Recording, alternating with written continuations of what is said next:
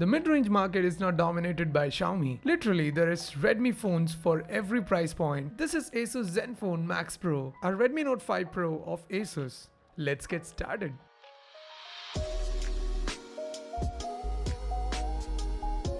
Starting off with its design, with a taller display and metal unibody design, Zenfone Max Pro lands on the same design front as the most mid-range smartphones are. All the buttons and ports are pretty much in the same place where it should be. Well, going back, the dual camera module is vertically aligned at the top left corner, and the fingerprint sensor is conveniently placed in the center. With rounded corners and minimalistic body, the phone has a pretty good design and ergonomics. With that, let's talk about the display. The Zenfone Max Pro features a 6-inch Full HD Plus 18:9 IPS LCD display housed in a 5.5-inch body. ASUS claimed to have used Qualcomm True Palette and EcoPix display technology to render out high contrast ratio of 1500:1. But do note, it is still no match for an AMOLED panel. Overall, the display was vibrant and produced great colors. Now onto the performance. The Zenfone Max Pro is powered by Snapdragon 636 processor, coupled with 4 GB of RAM and 64 GB of expandable storage, which turns out to give a great user experience. The Max Pro M1 takes on apps and games with buttery smooth experience with no hiccups. Apart from that, it runs on stock Android 8.1 and is backed by 5000 mAh battery,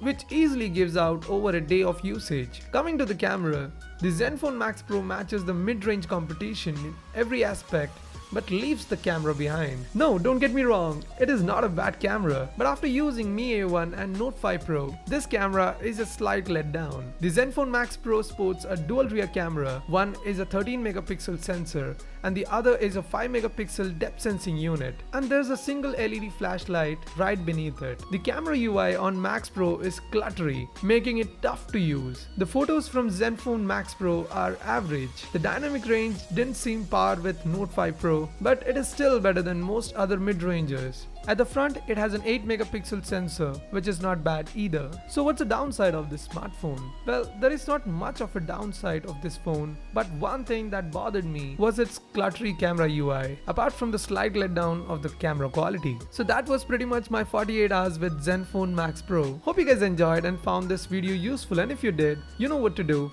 Like, comment and subscribe to this channel for more such videos. Until the next one, this is Atish from TechDipper signing off. Thanks for watching.